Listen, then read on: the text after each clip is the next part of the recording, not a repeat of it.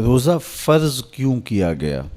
سویر سے لے کر شام تک سب کچھ ہونے کے باوصف بھوک اور پیاس میں وقت گزارنا اور میسر ہونے کے باوجود ایک گھونٹ بھی حلق سے نیچے نہ اترنے دینا، آخر اس میں کیا حکمت تھی؟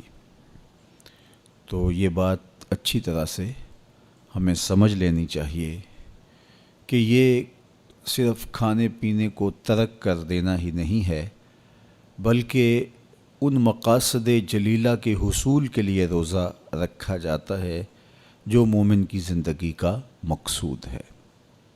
اور اگر کوئی شخص کھانا پینا تو ترک کر دیتا ہے لیکن ان امور سے نہیں رکتا جن امور سے روکنا ان روزوں کا مقصود تھا، تو اس کا روزہ نہیں کہلاتا۔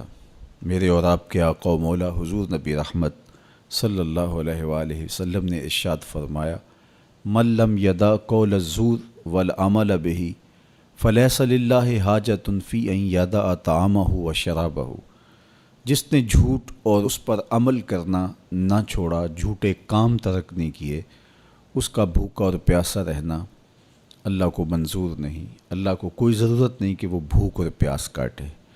روزے میں تو ان امور سے بھی روک دیا گیا جو امور عام زندگی میں جائز تھے، جو مشروع تھے، مباح تھے، لیکن روزے میں ان جائز مباح امور سے بھی منع کر دیا گیا۔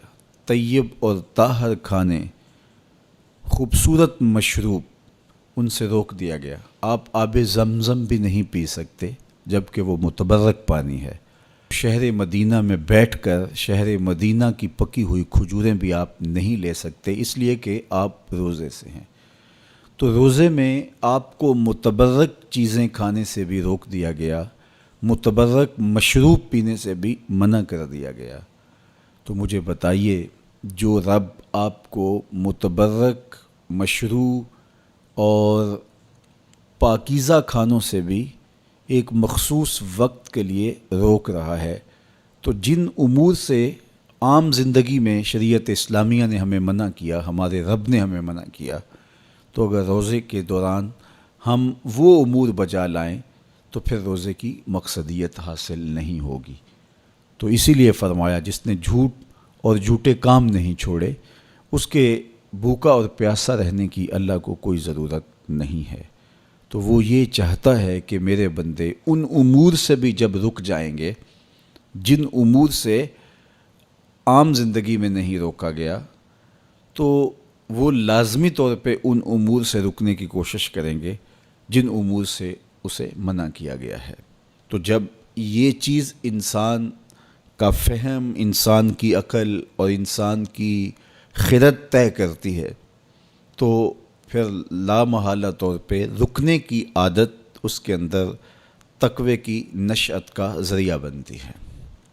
آپ نے عمومی طور پہ دیکھا ہوگا کہ رمضان المبارک کا ماہ نور جب اختتام کو پہنچتا ہے، ہمارے سامنے عید کے 2-4 دن بھی یہ مشق رہتی ہے، اچانک کوئی مشروب آیا اور پینے لگے تو رک گئے، وہ کہیں ہمارا روزہ تو نہیں، لیکن پھر خیال آتا نہیں، ہم روزے تو نہیں ہیں، آج تو عید کا دن ہے، تو ہم پی لیتے ہیں۔ چونکہ پورا مہینہ دن بھر ہم مشروبات سے رکے رہے اور آج بھی دن کے اجالے میں ہمیں پانی دیا گیا تو ایک دم ہمیں جھجک پیدا ہوئی، لیکن پھر ہمیں یاد آیا کہ اب روزے بیت گئے ہیں اور میں روزے سے نہیں ہوں۔ تو جو چیز جائز اور مشروع تھی، ایک وقت کے لیے اس چیز سے بھی ہم رکے تو ہماری طبیعت کے اندر یہ ملکہ پیدا ہو گیا کہ ہم اس سے رکنے کا مزاج پیدا کر لیتے ہیں۔ تو اگر ہم ان امور سے رک جاتے ہیں جن کو شریعت اسلامیہ نے منع کیا ہوا ہے، تو پھر دوبارہ جب اس کو کرنے لگتے ہیں تو پھر ہمارا ہاتھ بھی رکے گا، اور پھر ہم مستقل اپنے ہاتھ کو روک سکتے ہیں کہ ہاں میاں، یہ روزے میں بھی چیزیں منع تھیں اور روزے کے بعد بھی یہ چیزیں ہمارے اوپر منع ہیں۔ تو ایک ملکہ پیدا ہو جائے گا ان امور منہیات سے رکنے کا، ان سے باز رہنے کا۔ تو گویا یہی تقوی ہے کہ جو اللہ جل شانہ نے ہمارے اوپر حرام کیا ہے اس سے ہم رک جائیں، جس کام کے کرنے کا حکم دیا ہے اس کام کو ہم بجا لائیں۔